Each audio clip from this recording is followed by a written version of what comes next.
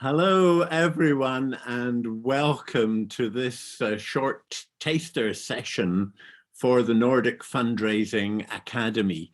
My name is Ken Burnett, and I've been a professional fundraiser now for 44 years, and I was actually a volunteer fundraiser before then. And people say to me, why, after all this time, when you should have been retired long ago, why are you still doing what you do? And of course, the reason is that I love it. And I think that it's got such potential to make a difference, to do something worthwhile. But also the amazing thing that I want to talk to you about today is that I believe it's getting better, and it is becoming more and more clear that for young people who want to make a difference in the world, who want to change the world, who really can get behind campaigns to make a difference, this career is getting better and better. So that's what I want to talk to you about today. So I'm going to now try and master technology to share my screen so that you don't always have to look at me. And this means that I have to put up my slides. I'm also going to try and increase the size, I think I can do that, of my image so that you can see me as well, so that you I won't be falling asleep or anything like that. Anyway, this is just a very short introduction to some of the great things that are going to be coming your way through the Nordic Fundraising Academy, which I am absolutely delighted to be a part of, because I think that what they're doing here is really, really important. And part of the thinking behind this session is to explain to you exactly why I think this is now so important. So I'm going to now try and yeah, this is me. I've already mentioned that. And the session I want to talk about is how campaigning fundraisers can change the world. Because I want you to think slightly differently about just about every aspect of what we do as campaigning fundraisers. But the reason for this is that as we change the world, we can have great fun. We can gain great personal satisfaction and fulfillment from the work that we do. And we can raise lots of much needed money for our causes so that they can be fully equipped and resourced to do the wonderful work that they do. So already I start from a premise that actually being a fundraiser is a great thing to be doing, but I don't feel comfortable just to be talking to people about fundraising, because that sounds as if it's all about the money. And unfortunately, because of the marketing mindset, the target-driven mindset that many not-for-profit organizations, for change organizations, I much prefer to talk about what we're for than what we're not for. The for change organizations in the past have, I think, rather unwisely focused too much on the money and not enough on the people who are sending it. And I would love to see that change. So that's part of my agenda. Now, you will be thinking at the moment, we have seen so much change recently. We've just been through a terrifying 18 months of upheaval. We've all had to learn to work differently and to interact differently, and to it's had some benefits. We've learned some great things, but it's also led to some problems. So you quite easily could be forgiven for thinking like this chap on the left, I just want it to go back to normal. Enough change already. Let's go back to the way it was. But I think it's too late for that, I'm afraid, because even more change is coming. And so this session that I'm going to be talking about, and I can't really speak for the other presenters on the Nordic Fundraising Academy, but I think we are mostly like-minded, and we're hoping to inspire and motivate and encourage people all the way across the sector to get the most out of what they do. And certainly in my session, I'm going to be talking quite a lot about change and about the future shape of fundraising and how this is such a great thing for us and a great opportunity for us, because I believe if it's good for us, then we'll be good at it, and we will transmit that enthusiasm almost by osmosis, by infection, into the people that we are dealing with, our supporters and our donors. So I'm just going to, at the moment, I hope not talk for more than 15, 20 minutes or so more about what I see as very important and why I see it as so important. And I hope that that's going to encourage you to get really excited about this Nordic Fundraising Academy and the opportunities that it's going to be so soon bringing your way, the transformations that this will equip you to make. So we want to change the world. We want to shape the world in a particular way. We want to make it feel better and to be doing the right things in the right way for the people and the causes that we all espouse. I believe this could be the very best time ever for a fundraiser. As I've said, I've looked back, I can look back now on nearly half a century of how the evolution of fundraising has gone. And actually, because of things like the Sophie Foundation, which I've been intimately involved with since it was started 15 years ago, I think we can look much further back than that, and we can learn a great deal about how fundraising has evolved. And if you know where you've come from, that will help you to know where you are and where you're going, which is really, really important for fundraisers. So I believe that now, because of a variety of changes, sometimes caused by adversity and by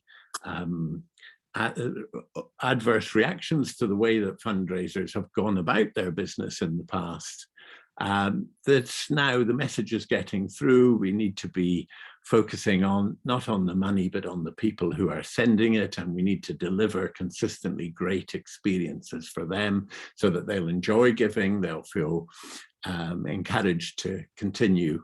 And that way our causes will prosper much more. We'll get more out of it. We'll enjoy what we do, and we will transmit that enjoyment to the people that we want to inspire. So now we can change fundraising for good. And that's why this is such a great time to be a fundraiser.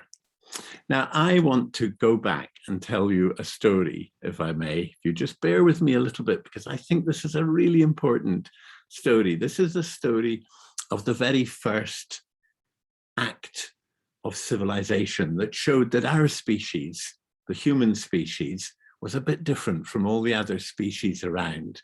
So what was that moment? What was that point in history at which it became clear that humankind was a bit different? And I think this is really quite interesting to identify, because it directly relates to the work that we all do day in and day out. So I want, if you don't know her already, to introduce you to a marvelous woman, Margaret Mead. Unfortunately, no longer with us. Margaret Mead was an American anthropologist, and she has given us some wonderful sayings, sayings that I have used over the past 30, 40 years very prolifically, particularly when I was working with Greenpeace and other environmental and for change organizations of that kind. And Margaret Mead has said, just among some of her great sayings, always remember that you are absolutely unique, just like everyone else. Now, I love that because it's true, and it's very, very important for us to realize. And we are dealing with individuals, all unique, but every one of us is unique. And that gives a great value to each an individual personal reaction. So I like that saying. But the one that I used all the time is this: never doubt that a small group of thoughtful, committed citizens can change the world. Indeed, it is the only thing that ever has. Now, I would say that has inspired me, that has been like a beacon to me through my professional career. And I want to tell you another story from Margaret Mead, which is the broken femur story. And this, she believed, was a symptom of the very first civilized act. So she was asked the question by one of her students, when was it that the first indication arose that humanity was different, that there was some signs of civilization? We were not like all the other animals. We had something different. And she cited an incident from 15,000 years ago that was discovered during an archaeological dig. And it doesn't focus on the development of pastoral farming, or it doesn't focus on invention of tools or the creation of pottery or artifacts or art or anything like that. It's about a broken femur. And the femur, if you don't know it, is the largest bone in the human body. And for early humankind, if you had a broken bone, then you would die. If you broke your femur, you couldn't move.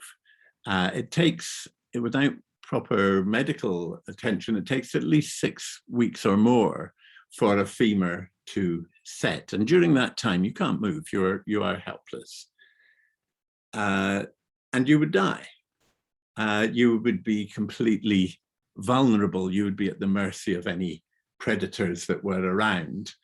And the artifact that Margaret Mead was discussing was a broken femur bone found in an archaeological dig dating back 15,000 years, but the femur had healed.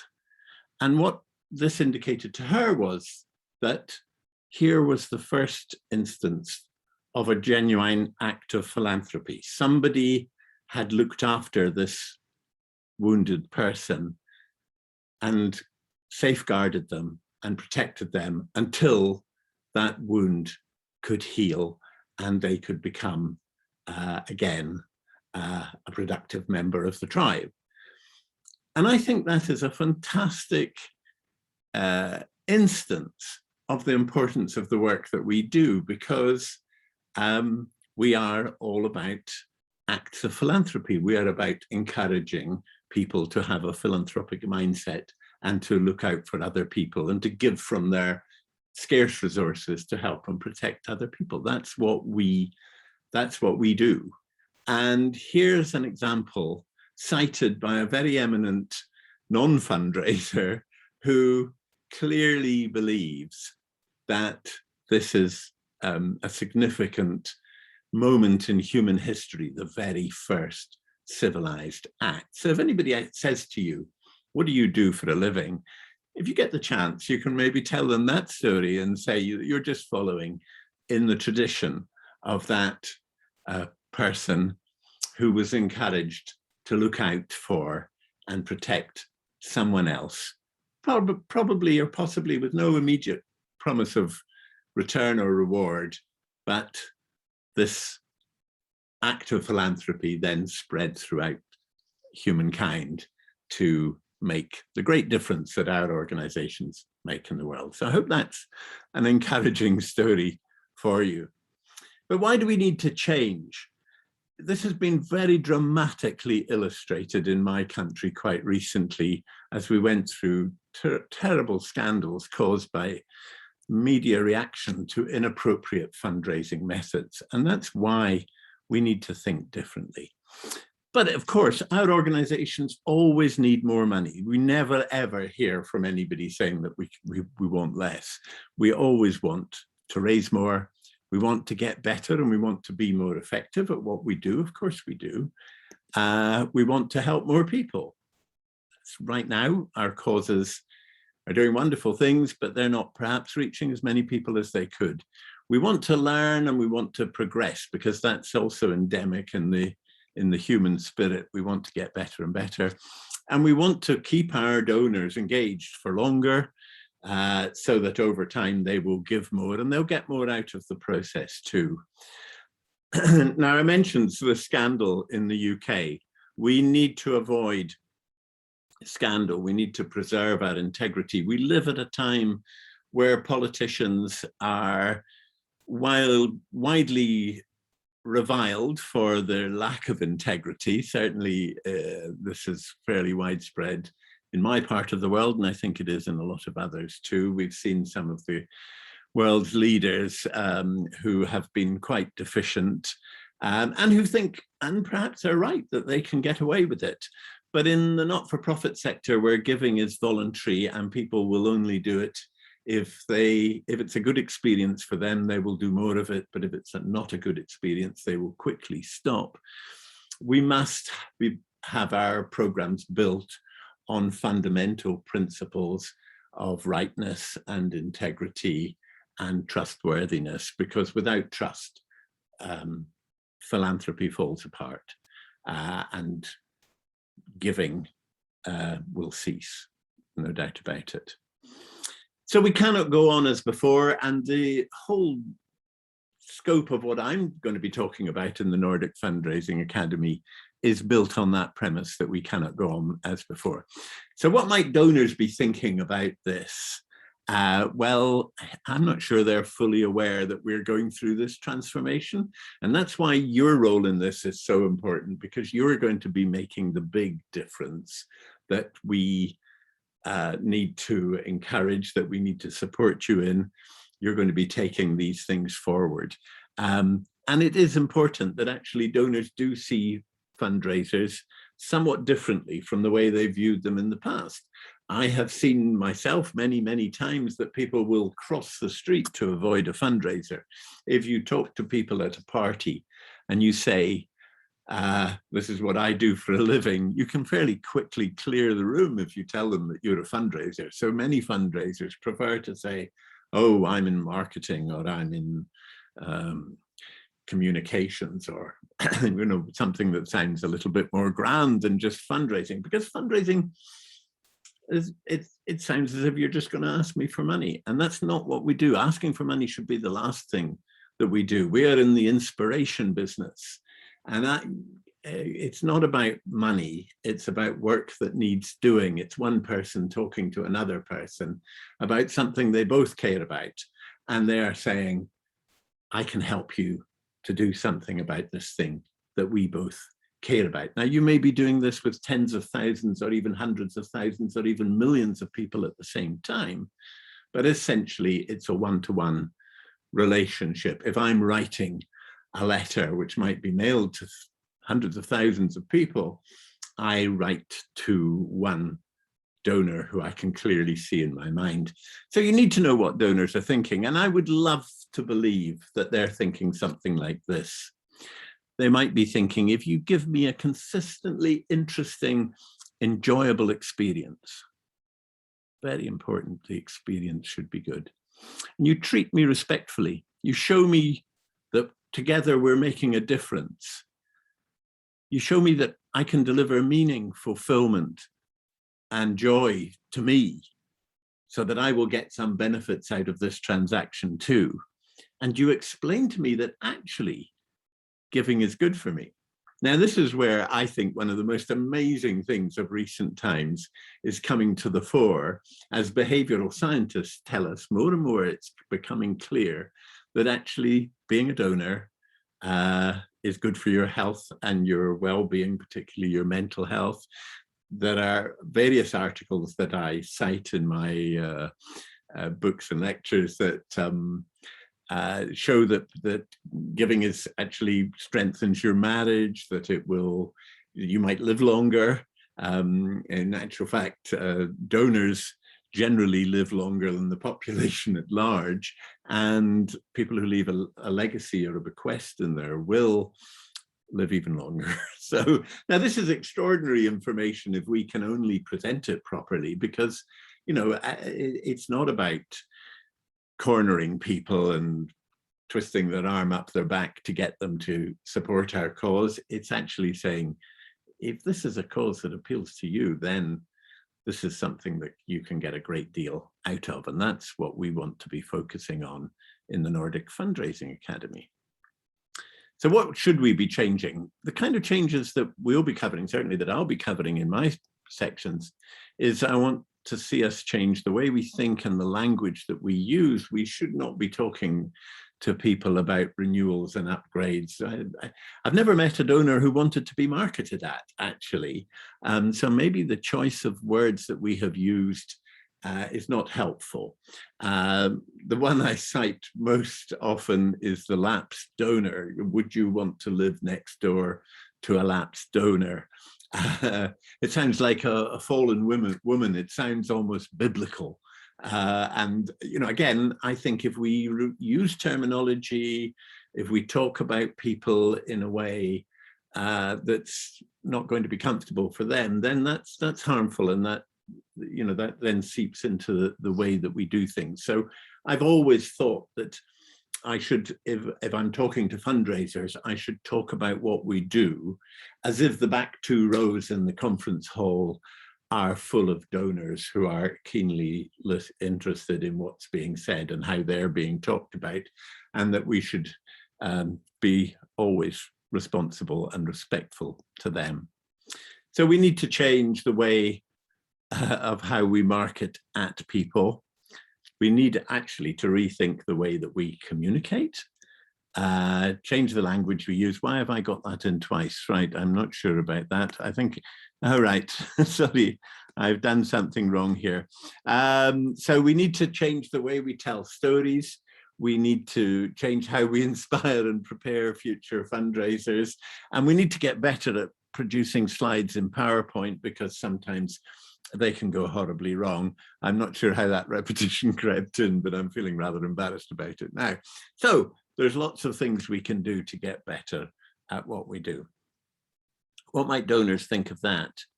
Well, I think it would be lovely if they would think of us that we are not people who push and pressurize them. We're wonderful inspirers who will help me to be part of the difference I want to see and allow me to enjoy doing it. And I think that's what we've got to shift towards. So campaigning fundraisers can change the world. What I'm going to be focusing on is, I'm just going to run through quickly the 15 key transformations that I think we can introduce to our fundraising. So you can, first of all, be a campaigning fundraiser. And this means that you are focusing not first and foremost on the money that you want this individual to give, but you are part of the difference. People never ever give us money for things to remain the same. They give us money because they want something to change. And if we ever separate the campaigning element from fundraising, then we're simply asking people for money for no benefit or direct good in return. And that's not really productive or helpful, but it's been the paradigm for such a long time and for such a large part of our sector. So that needs to change.